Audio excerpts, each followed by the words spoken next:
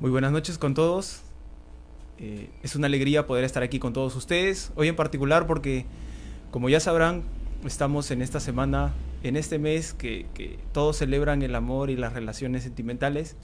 Nosotros como iglesia hemos también tratado de hablar de estos temas que en este momento se están tocando, o que muchas personas están interesadas en estos temas, y creemos que la iglesia también debe ofrecer respuestas respecto a estos puntos.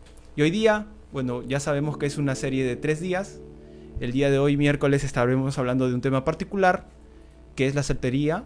El día sábado estaremos hablando de otro tema, que es el noviazgo. Y el día sábado terminaremos la serie hablando acerca de los matrimonios.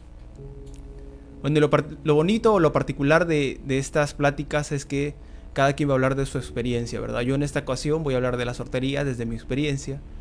Miriam y Jonathan el día sábado hablarán desde su experiencia como novios próximos a casarse, y el día domingo Carla y Leo hablarán desde su experiencia en los matrimonios. Así que estamos todos invitados, estemos muy atentos porque yo creo que en todas estas pláticas vamos a tener mucho que aprender. Y como ya saben, la mecánica de estas pláticas es que trataremos de bosquejar algunos conceptos generales acerca del tema que vamos a tratar, y luego nosotros les compartimos unas encuestas, y esas encuestas fueron respondidas y nos hicieron muchas preguntas. Entonces vamos a tratar de responder esas preguntas que nos han hecho, porque la idea de esta serie no es hacer un monólogo o solamente una exposición, sino que queremos tener una conversación con cada uno de ustedes, y a través de sus preguntas sentimos exactamente eso. Y bueno, ya metiéndonos o entrando directamente al tema, el día de hoy es acerca de la soltería. Yo creo que en esta noche muchos solteros probablemente estén mirando esta conversación, esta plática. Así que esta primera exposición o esta primera plática va dirigida a todos ustedes, ¿verdad? Y a todos nosotros. Y en principio, si tuviéramos que definir la soltería, no sería muy difícil, ¿verdad? Porque la soltería es un término sencillo de entender. No hay mucho que decir acerca de la soltería. Podemos decir que es un estado civil en donde una persona aún no se ha casado. Una persona que aún no tiene una pareja sentimental, o que aún no está enamorada o ennoviada o casada. Entonces eso básicamente es la soltería. Es este estado en el que se encuentra una persona en donde aún, o en donde todavía no se ha encontrado con otra persona, o no se ha casado, o no está de novio. Básicamente eso es la soltería. Ahora, hay quienes son solteros por decisión, esto es, han optado por ser solteros y tienen básicamente contentamiento, están contentos con este estado en el que se encuentran, y hay otros que lo son por obligación. Hay muchos que anhelan casarse y se sienten frustrados de cierta forma, ¿verdad?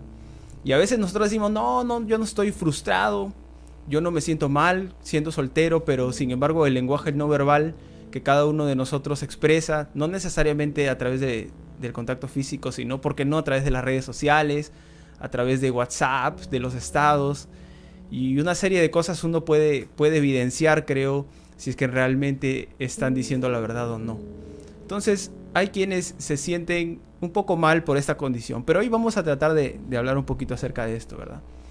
Y los solteros suelen frecuentar ciertas frases, o siempre se les suele decir ciertas frases a los solteros, ¿no? Por ejemplo, cuando alguien te ve y te dice, oye, ¿todavía no te casas? O aún todavía no estás con nadie. O hay otros que te pueden decir por ahí, se te está pasando el tren. O tus hijos te dirán abuelos si te demoras demasiado. O hay otros que te dicen que deberías ser menos exigente, que por eso aún no consigues pareja. Entonces son algunas de las frases que suelen escuchar los solteros. Y esto se puede vivir fuera del círculo de la iglesia, pero también dentro de la iglesia se escuchan esas frases. Incluso dentro de la iglesia se aborda el tema de la soltería, muchas veces de manera exclusiva con miras al matrimonio. Se da muchas enseñanzas acerca del noviazgo, del matrimonio, y se mira la soltería siempre de manera exclusiva como un camino hacia el matrimonio. Y muy frecuentemente también en la cultura de la iglesia tendemos a idolatrar el matrimonio y a minimizar la soltería. Esa es una de las realidades. Incluso ahora al final del día casi llegó una pregunta, o más que una pregunta, sí, era una pregunta, y nos decían por qué en la iglesia se empieza a soltar frases a los solteros, diciéndoles que por qué no se casan, igual las frases que ya hemos mencionado que generalmente se escuchan fuera del círculo de la iglesia. Y la verdad es que para muchos en la iglesia la soltería es un estado de miseria del cual hay que escapar lo más pronto posible. Y es muy triste decirlo así, pero es la realidad, ¿verdad? Muchas veces en la iglesia para muchas personas la soltería es un estado de miseria, y lo podemos detectar cuando hay un hermanito o una persona por ahí soltera y escuchamos la frase que dice: pobrecito, está solo, aún no se casa, Dios tenga misericordia de él, o cosas así, ¿verdad? Y esto nos deja saber que la soltería es tratada de manera menor, o de una condición de tristeza o de miseria, ¿verdad? Y muchas veces también, por lo general, se instruye a los jóvenes para cortejar o encontrar pareja, pero no se nos enseña o no se les enseña acerca de la soltería como tal. Entonces, si bien es cierto, la soltería puede ser temporal o puede ser permanente, la verdad es que nunca es definida en la Biblia, en el Nuevo Testamento, como algo de segunda clase. La soltería para nada es algo de segunda clase. Tanto el matrimonio como la soltería son llamados importantes y tienen sus propias ventajas y sus desventajas. Pero una de las verdades que nosotros tenemos que reconocer o aprender en esta noche es que la soltería no es menos importante que el matrimonio, no es algo de segunda clase, sino que es un llamado de igual importancia que el matrimonio. Eso es lo primero que nosotros debemos entender. Y si bien es cierto, en muchas ocasiones hemos escuchado cosas contrarias a esta, pero la verdad bíblica es eso, que la soltería no es algo de segunda clase, sino que es algo tan importante, es un llamado tan importante como el matrimonio. Y este estado civil, este estado del ser humano tiene un solo propósito, y es el de dar gloria absoluta a Dios. Ser soltero no es para buscar placeres, crecimiento personal, tampoco es un tiempo para hacer todos los viajes que sean posibles aprovechando que no tienes familia, o no es exclusivamente una oportunidad para alcanzar títulos. Si bien es cierto, es algo bueno, ¿por qué no viajar? ¿Por qué no obtener grados? ¿Por qué no buscar hacer cosas que te permitan crecer personalmente? Pero ese no es el centro o el propósito principal de esta etapa de soltería, sino que el propósito principal, y es otra de las verdades que debemos aceptar en esta noche, es que este estado o este momento de soltería, esta etapa de la vida de un soltero, es principalmente para dar gloria absoluta a Dios. Y hay una frase que yo he anotado aquí y se las voy a leer, y es: si Dios permite casarte, nunca más tendrás un tiempo como el que tienes ahora. Una temporada de soltería no es las ligas menores del matrimonio. Tiene el potencial de ser una temporada única de devoción a Cristo y de ministrar o de servir a otros sin restricciones. Entonces, este estado de soltería o esta situación o este momento de la vida en el que nos encontramos como solteros no debe ser un momento de tristeza, ni de melancolía, ni de angustia, ni de frustración, sino por el contrario, tiene que ser visto como una oportunidad de desatar el potencial que cada uno de nosotros tiene para servir completamente a Cristo y servir a las demás personas. Es algo que debemos tener muy en claro. Probablemente muchos de los solteros que en esta noche están escuchando esta plática, o de los que más adelante escucharán esta plática, se casarán.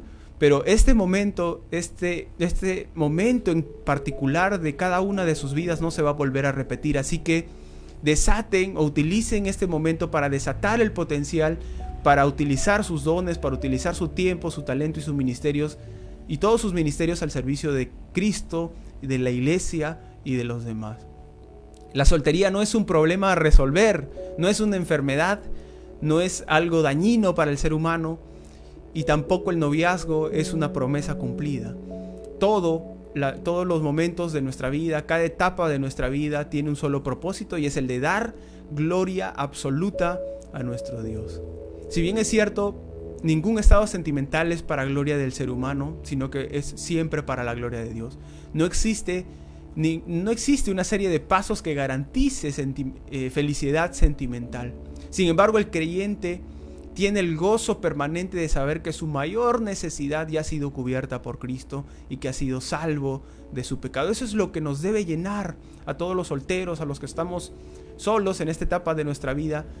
Lo principal, lo que tenemos que buscar de manera muy intencional es entender que nuestra mayor necesidad ya ha sido cubierta en Cristo y que ya hemos sido salvos de nuestro pecado y que nuestra satisfacción y nuestra plenitud ya se encuentra hallada en la persona de Jesucristo y lo que Él hizo en esa cruz hace 2000 años. Entonces, si la situación sentimental cambia, como ya les digo, muchas de las personas que se encuentran en esta noche escuchando este mensaje probablemente se van a casar.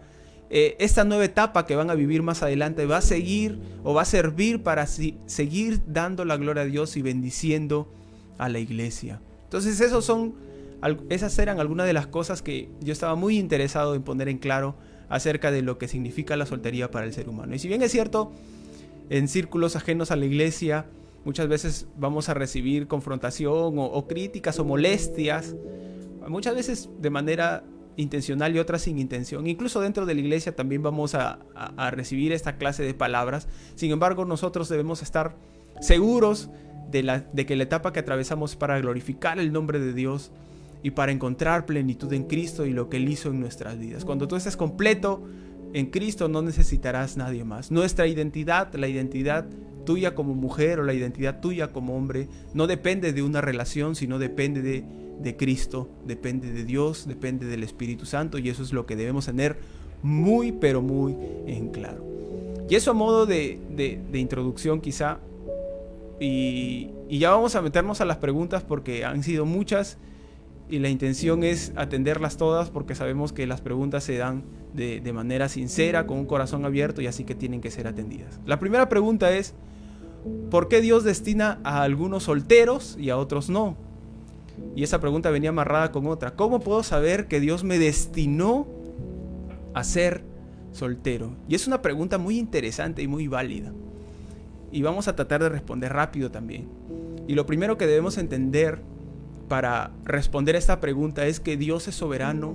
Dios es el soberano en toda su creación. Muchas veces nosotros estamos tratando de encontrar respuestas respecto a la realidad en la que nos encontramos como seres humanos y olvidamos que Dios es el creador absoluto y Él es soberano. Él tiene el control sobre todo y Él tiene tanto los derechos como las obligaciones de su creación. Él es omnipotente. Él tiene toda la potestad en los cielos y en la tierra, de manera que nadie puede impedir sus propósitos, ni frustrar sus designios, ni resistir su voluntad. Él levanta y derriba reinos, leemos en Daniel 2:21. Entonces, tenemos que aceptar la soberanía de Dios sobre la vida de todas las personas. Entonces, si a Dios le place asignar el don de la soltería a alguien, es porque sabe que su vida, la vida de esta persona a la que Dios le asigne el don de la soltería, rendirá de manera más eficiente en los propósitos de su reino. Entonces, sí, puede ser que Dios designe a algunos el don del celibato, el don de la soltería. ¿Y por qué el Señor lo puede hacer así? Puede hacerlo porque Él determina que esta persona con este don va a rendir de manera mucho más eficiente en los propósitos del reino de Dios. Y viceversa, si algunos designa a Dios el hecho de que puedan casarse, es porque también Dios conoce que van a rendir de manera más eficiente en los propósitos del reino de Dios. Y eso es lo que nosotros debemos anhelar como cristianos, como hijos de Dios. Por otro lado, eso es atendiendo a la primera pregunta, ¿no? ¿Por qué Dios designa a algunos solteros y otros no? Dios en su soberanía sabe por qué hacerlo, y si lo hace es porque sabe que esa decisión de asignar a algunos el don de la soltería o del celibato es porque va a beneficiar al reino de los cielos. Y la otra es: ¿cómo puedo saber que Dios me destinó a ser soltero? ¿Cómo puedo saber que Dios me destinó a ser soltero? Y esta es una pregunta que ya se le hicieron al apóstol Pablo. Y si nosotros leemos Primera de Corintios, podemos encontrar parte de lo que dijo el apóstol Pablo. Este es un consejo para los que no son casados, dijo Pablo, y para las viudas. Es mejor que sigan sin casarse, como yo. Pero si no se pueden controlar, es mejor que se casen, pues es mejor casarse que quemarse. Es mejor casarse que quemarse. Entonces aquí el apóstol Pablo ya atendió a la pregunta: ¿cómo es que sé si Dios me destinó a ser soltero? Un indicio de que alguien no fue llamado para el celibato es la existencia o la incapacidad de controlar sus deseos sexuales, ¿verdad? Si alguien sabe que no puede controlar esta clase de deseos, O también si estás soñando con casarte y formar una familia, entonces lo más probable es que Dios no haya planeado para ti el don de celibato o la soltería. Cuando Dios elige a alguien para darle este don de la soltería, Él también le da paz respecto a este tema. Esta persona no se siente en la necesidad, es más, probablemente quizá tenga sus preguntas y sus dudas, pero no es que se siente en la necesidad o sienta que casándose o estando con una persona se va a sentir realizada.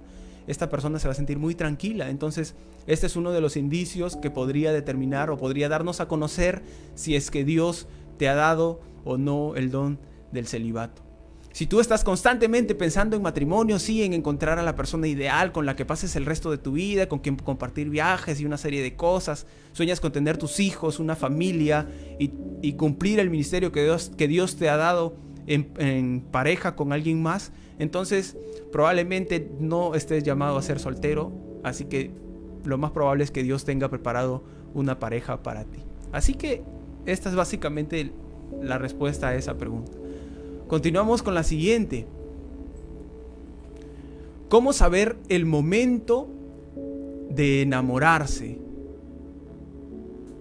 ¿Cómo saber el momento o cómo puedo conocer si ya es momento de enamorarme? Y lo primero que debemos entender aquí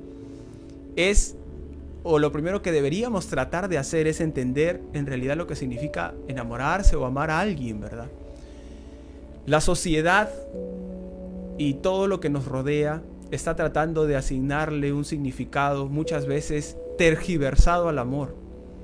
Se nos dice que el amor es un sentimiento, se nos dice que el amor es sentirse bien, sentirse complacido con alguien más, se nos dice que el amor es pasarla bien. Sin embargo, el amor es algo mucho más grande y más profundo. El amor no es un estado con el que nos tropezamos, no es un sentimiento que un día está y otro día no, no es un cosquilleo en el estómago, no es nada de eso, sino que el amor es un compromiso en el que crecemos, es una decisión.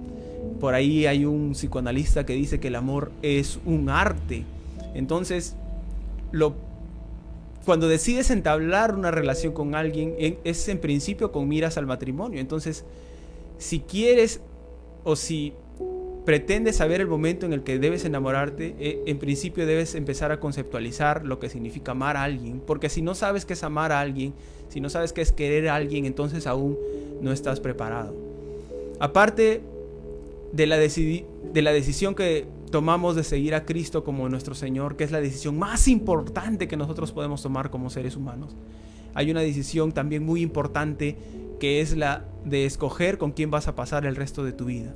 Y la decisión de escoger a tu pareja no es solamente una decisión que va a tener repercusiones en esta vida, sino también es una decisión que va a tener repercusiones en tu vida por la eternidad. Porque esta persona a la que tú elijas va o bien adentrarte más en la profundidad del Evangelio y adentrarte en comunión con Jesús, o te va a apartar por completo de sus caminos y ya sabes cuáles van a ser las consecuencias en la eternidad, ¿verdad? Entonces es algo que nosotros debemos tener muy en claro. Debemos tratar de conceptualizar, tener una imagen clara de lo que es el amor desde una perspectiva bíblica y entender que es una decisión de suma importancia. Cuando tengamos estas cosas en claro, quizá podemos ya saber que estamos listos para enamorarnos, entre comillas. Por otro lado, ya habiendo definido estas cosas, lo primero que debemos hacer es tener una relación personal con Jesús también, ¿verdad? Si aprendes a deleitarte en Él, en Jesús, y para ti Dios es suficiente, entonces podrás enamorarte. Hay una frase que dice: solo sintiéndote verdaderamente amado por Dios, podrás amar a alguien más. Si no entiendes la clase de amor que Dios siente por ti como hijo, es muy poco probable que tú puedas amar a alguien más de la forma sacrificial en que deberías amar a alguien más. Entonces debes tener una relación personal con Jesús, entender la clase de amor que Dios tiene por ti para que tú puedas amar a alguien más. Lo segundo es conocerte. Erich Fromm, en uno de sus libros que les recomiendo leer, dice: solo dos personas que se conocen desde el centro de su existencia pueden amarse de verdad. Solo dos personas que se conocen desde el centro de su existencia pueden amar a alguien más. Es necesario que tú te conozcas. que sepas cuáles son tus virtudes, que sepas cuáles son tus defectos, que sepas qué es lo que tienes que mejorar, cuáles son tus luchas, para que cuando tú entables una relación con alguien más, sepas que estás batallando con algo, y si esa persona te exige cambios y esos cambios están asociados a tus debilidades, pues tienes que aceptarlo. Pero si no te conoces, si ni siquiera sabes quién eres, si no tienes una identidad clara, pues va a ser bien difícil que estés listo para tener una relación por algo más. Y por otro lado, si quieres entablar una relación, ya hemos dicho que en términos cristianos, en un marco cristiano, el enamoramiento, el noviazgo, es con miras al matrimonio. Entonces debes estar preparado físicamente, ¿por qué no? Tener una edad adecuada, estar preparado intelectualmente, estar preparado psicológicamente, estar preparado económicamente. Eso es lo ideal, ¿verdad? No suele suceder en todos los casos, pero es lo ideal. Así que esos son algunos de los puntos que yo creo que debemos tener en cuenta antes de enamorarse. La siguiente pregunta ¿es importante que sea de la misma iglesia o no? ¿Por qué? Y es una pregunta válida también. Si nosotros que frecuentamos una iglesia, quizá creemos que la persona con la que vamos a pasar el resto de nuestras vidas, para los que quieren casarse, debe ser de su misma iglesia. Pero lo primero que debemos entender, o lo primero que debemos tener bien en claro, es la definición de iglesia. La iglesia es una comunidad de creyentes regenerados que confiesan a Jesucristo como su Señor. La iglesia, mis queridos hermanos, es una comunidad de creyentes regenerados que confiesan a Jesucristo como su Señor. Entonces, si bien es cierto, cada uno de nosotros frecuenta un templo, frecuenta un lugar al que acude para rendir adoración, para escuchar palabra, aprender, en realidad la iglesia son todas esas personas en todo el mundo que se reúnen para rendir alabanza a Jesucristo como Señor y Salvador. Entonces existen organizaciones, existen templos distintos, pero todo aquel que posee la sana doctrina, que tiene las verdades fundamentales del cristianismo muy en claro, pertenece a la iglesia universal. Entonces, en este sentido, ya sea que inicies una relación con una persona del templo al que tú asistes o a otro templo, en realidad no tiene nada de malo, porque al fin de cuentas todos pertenecemos a la iglesia universal instituida por Jesucristo. Ahora, si tú asistes a un templo y la persona con la que tú vas a iniciar una relación asiste a otro templo, probablemente salgan algunas cositas por ahí más adelante, que es que tendrán que decidir a qué templo asistir, porque no puede asistir uno a un lugar y otro a otro lugar, si es que en algún momento se llegan a casar, ¿no? Son decisiones que ustedes van a tener que tomar más adelante. Pero puntualmente, si decides entablar una relación con una persona que no asiste a tu templo, no hay ningún problema, siempre y cuando posea la sana doctrina, o sea, las verdades fundamentales del cristianismo evangélico. ¿Por qué no? Bueno, esa es una pregunta que también nos hicieron. La siguiente es: ¿puedo iniciar una relación sentimental a pesar de que su familia no me acepta? Se lo repito, ¿puedo iniciar una relación sentimental a pesar de que su familia no me acepta? Y quiero empezar abordando esta pregunta leyendo un proverbio. Proverbios 1 del 8 al 9 dice: Hijo mío, presta atención cuando tu padre te corrige. No descuides la instrucción de tu madre. Lo que aprendas de ellos te coronará de gracia y será como un collar de honor alrededor de tu cuello. Entonces la Biblia, si ustedes profundizan en ella, siempre nos aconseja prestar atención a lo que nuestros padres nos dicen. ¿Por qué? Porque ellos tienen experiencia, y más si son padres cristianos, ¿verdad? Si son padres que también han sido guiados por la palabra, obviamente nunca van a dar consejos insanos, sino por el contrario, siempre van a buscar lo mejor para sus hijos. Entonces, partiendo de este punto, el hecho de que una familia se oponga a una relación responde a un motivo. Si una familia se está interponiendo a la relación que tú puedas iniciar con otra persona, tiene que ser por un motivo. Este motivo puede ser válido o puede que no sea válido. Entonces, lo primero que debes hacer, a ti que escribiste esta pregunta, que probablemente estás escuchando ahí, necesitas identificar el motivo por el cual la familia se interpone a la relación que tú quieres iniciar. Y luego de identificar el motivo, tienes que evaluar la validez de ese motivo.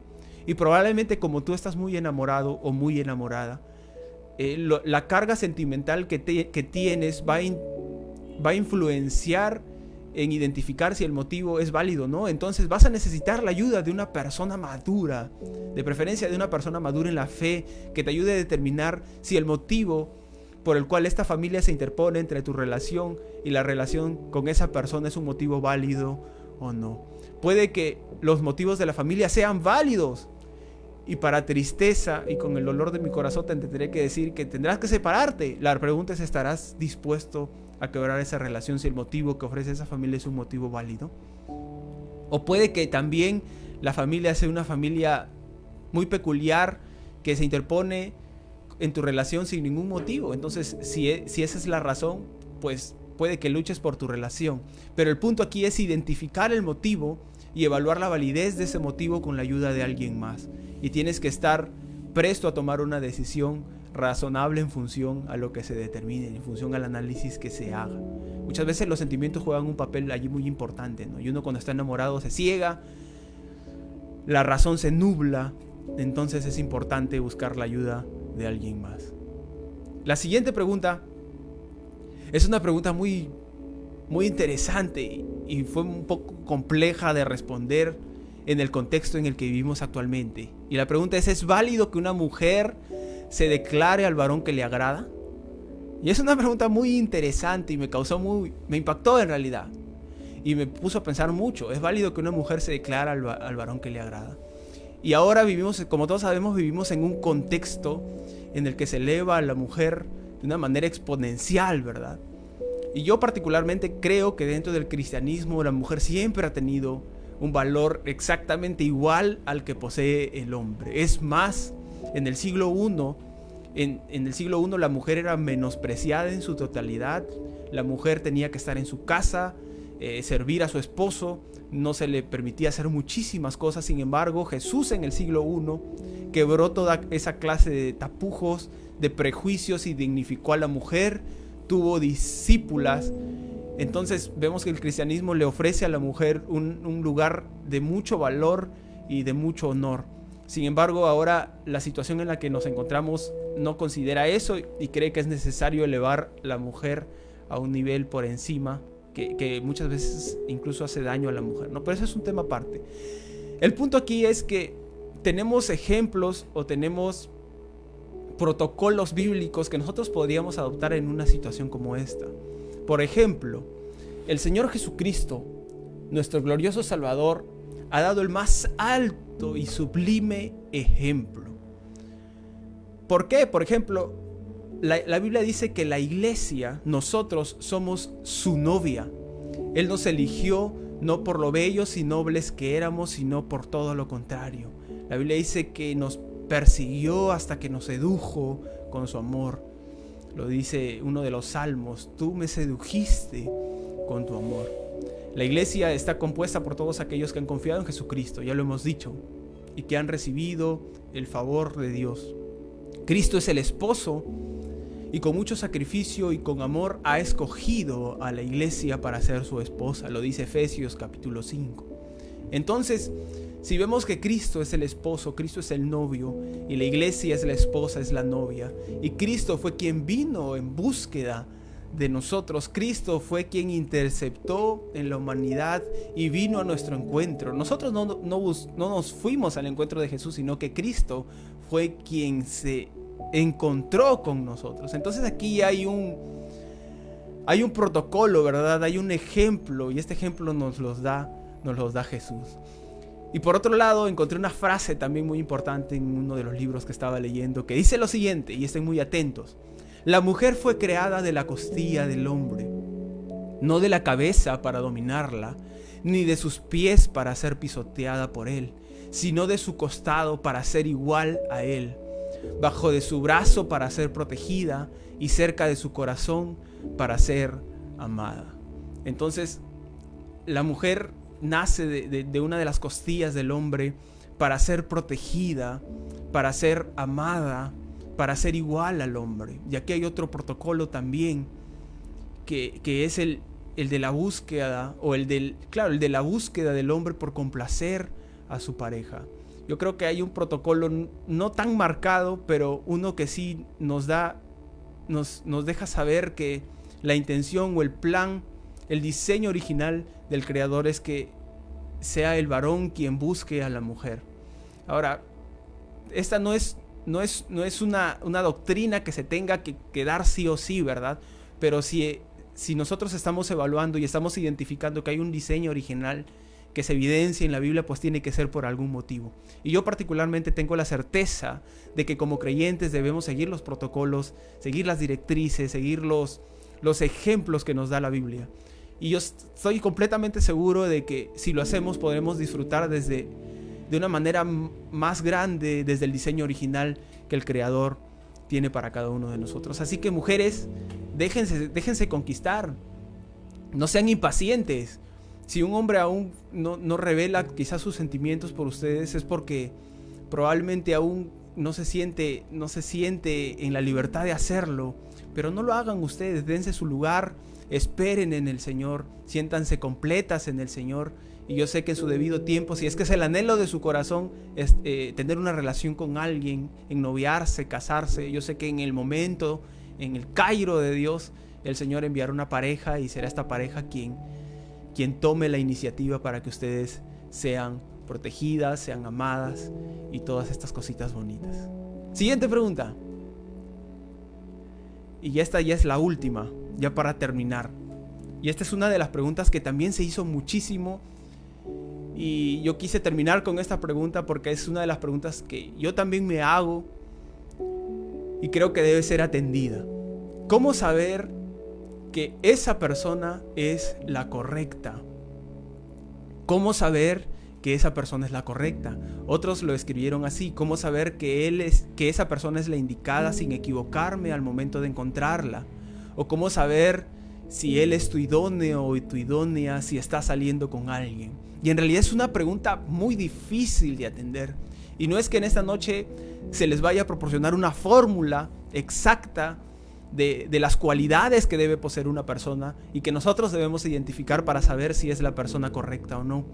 Pero sí podemos dar luces muy importantes o determinar un camino para que nosotros podamos identificar si en el momento indicado, si en el momento esta es la persona indicada o no. Y yo quiero responder a esta pregunta leyéndoles Filipenses capítulo 3, 8, 9, que es uno de mis versículos preferidos que escribió el apóstol Pablo.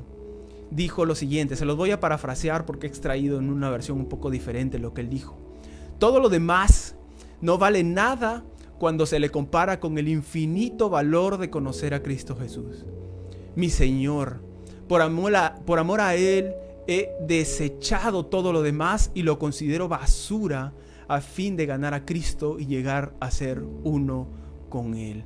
Todo lo demás lo desecho, decía el apóstol Pablo, y lo tengo sin valor, dice otra versión, a fin de ganar a Cristo y llegar a ser uno con Él. Y aquí hay, en esta frase escrita en Filipenses por el apóstol Pablo, yo encuentro mucha información acerca de la relación que Pablo tenía con Cristo.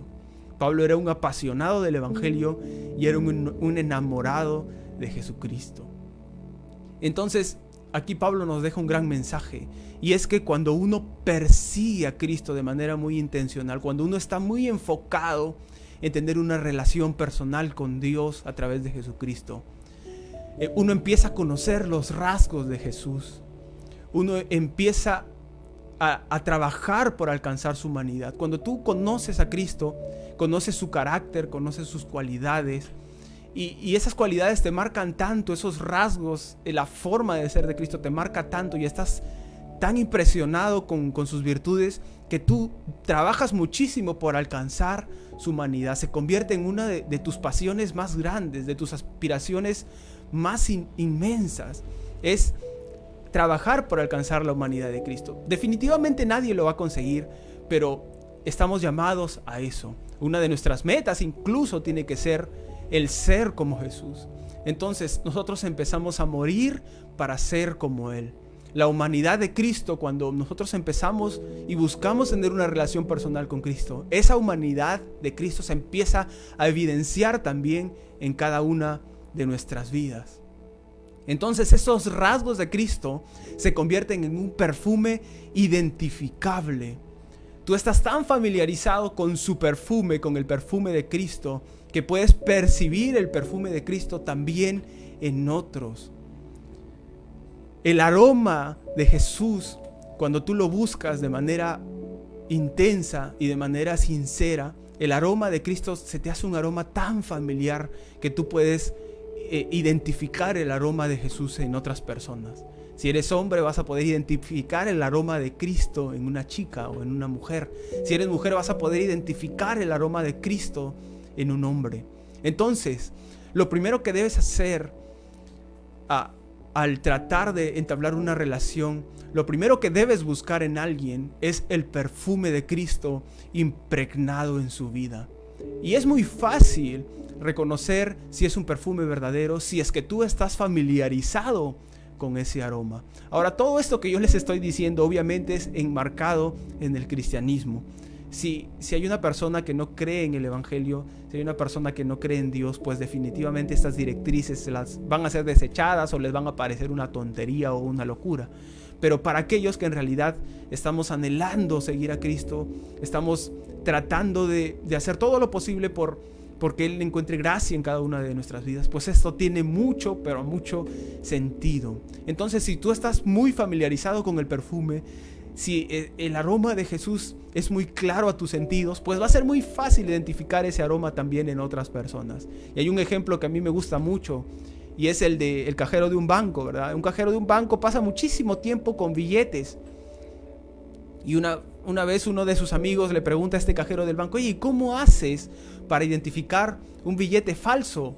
¿Cómo es para ti tan sencillo identificar un billete falso? Porque hay billetes falsos que están hechos con tanta perfección que sería difícil para una persona común y corriente identificar que es un billete falso.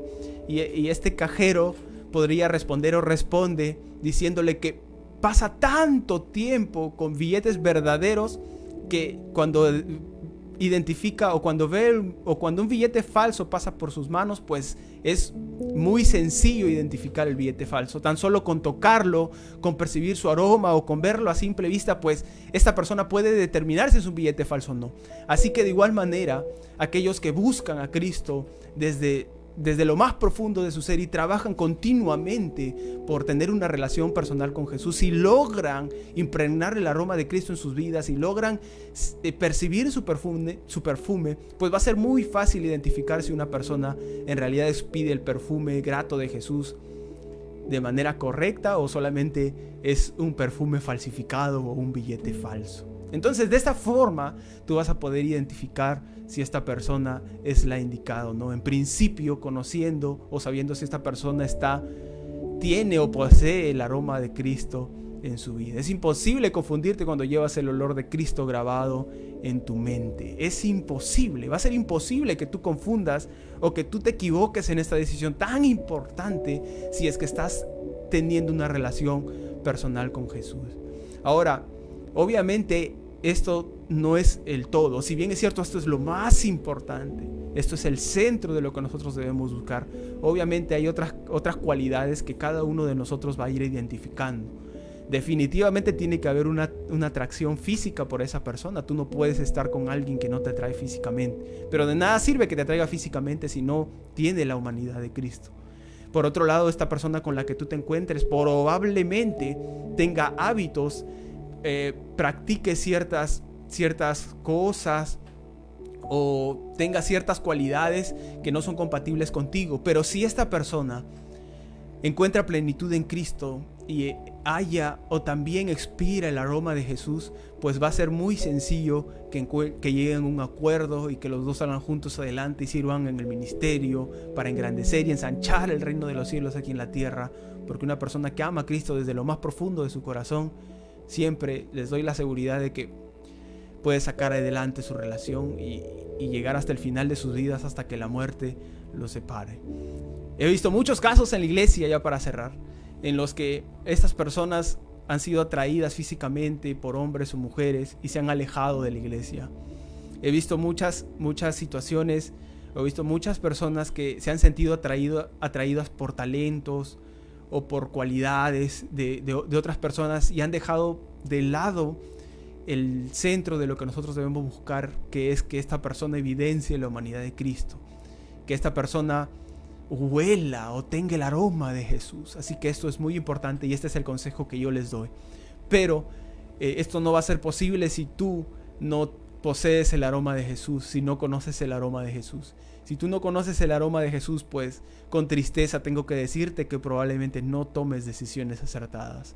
Pero por el contrario, si tú encuentras plenitud en Cristo, si tú hayas plenitud en Dios y este aroma de Cristo está impregnado en tu corazón y en tu vida, pues es muy pero muy probable que encuentres a una persona que no te complete, pero sí te complemente y que juntos salgan adelante. Así que esta fue la última pregunta y si alguna no quedó clara por ahí, pueden escribirnos en las redes sociales y las atendemos, o podemos hacer un video siguiente con más preguntas si es que ustedes así lo deseen. Entonces, solteros, termino con esta frase, chicos solteros, chicas solteras, muestren que el amor de Dios es más que suficiente para sentirse gozosos verdaderamente y para sentirse plenos. Disfruten esta etapa de sus vidas. Si ustedes quieren casarse, pues no es que van a dejar de orar no es que van a anhelar la soltería por el resto de sus vidas, para nada. Si es que ustedes quieren casarse, si es que ustedes quieren tener una familia, pues oren a Dios por eso, anhélenlo. Pero principalmente hallen y encuentren plenitud en Cristo, encuentren plenitud en Dios, encuentren plenitud en el Espíritu Santo. Y termino con esta frase que me gusta mucho y es: quédate con quien te bese el alma, porque la piel te la puede besar cualquiera. Quédate con quien te bese el alma, porque la piel te la puede besar cualquiera. Y solamente podrá besarte el alma aquella persona que se encuentra plena en Cristo. Solamente podrá besarle el alma a aquella persona que también se encuentra plena en Cristo. Espero haber sido claro. Espero que esta plática, porque ha sido una plática, ha atendido sus preguntas, las preguntas que ustedes tienen, haya sido de bendición. Y vamos a terminar con una oración. Señor, gracias te damos por este tiempo. Gracias porque eres un Dios bueno y gracias porque tú siempre nos hablas. Hoy en particular nos has permitido comprender que la soltería no es una situación de rango menor, no es una vida de miseria, es un don, es un llamado. Grandes personajes en la Biblia tenían el don de celibato, como tú, Jesucristo, que viniste a este mundo y participaste de este mundo y realizaste tu ministerio en soltería. Personajes importantes como el apóstol Pablo desarrollaron su ministerio en soltería, y bien sabemos que los solteros tienen mucho que dar en tu iglesia, tienen mucho que dar para el servicio de los demás, mucho que dedicar, pueden dar su tiempo, pueden dar sus recursos sin límite, Señor, porque no hay nada que los detenga. Hoy yo oro por todas aquellas personas que se sienten intranquilas, que sienten tristeza en su corazón por aún no haber encontrado a esa persona, si es que lo están anhelando. Y te pido, Señor, que seas tú revelándote sus vidas y que ellas encuentren plenitud en quien tú eres, Señor. Que encuentren identidad en ti, en tu palabra, y que entiendan que el resto es añadidura, Señor. Y también oro por aquellas personas que están próximas a comprometerse, a casarse, Señor. Sé tú hablando sus vidas, estableciendo límites y revelándote y revelando cada etapa de sus vidas a la luz de tu palabra, Señor. Permítenos entender la verdad de que cada etapa de nuestra vida es para rendirte gloria a ti, ya sea en soltería, en noviazgo o en matrimonio. Cada etapa es para rendir toda la gloria a quien tú eres. Gracias te doy, Padre, Hijo y Espíritu Santo, por esta noche, y te pido todo esto en el nombre de Jesús. Amén, amén y amén. Y voy a saludar a todos los que se han estado presentes. Gracias por conectarse. Saludos a Cliff, Leila, a Marcito y a Christopher, que están ahí viéndonos siempre.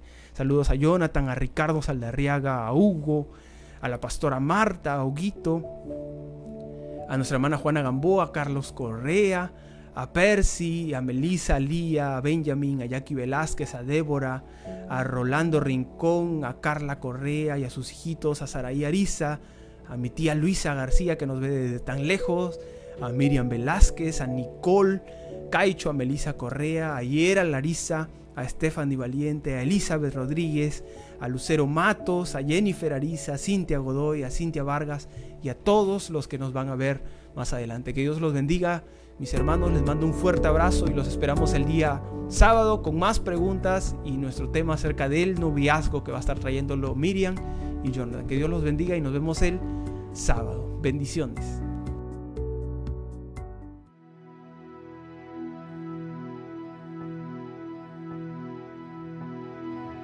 Puedo oír su voz, Cristo el velo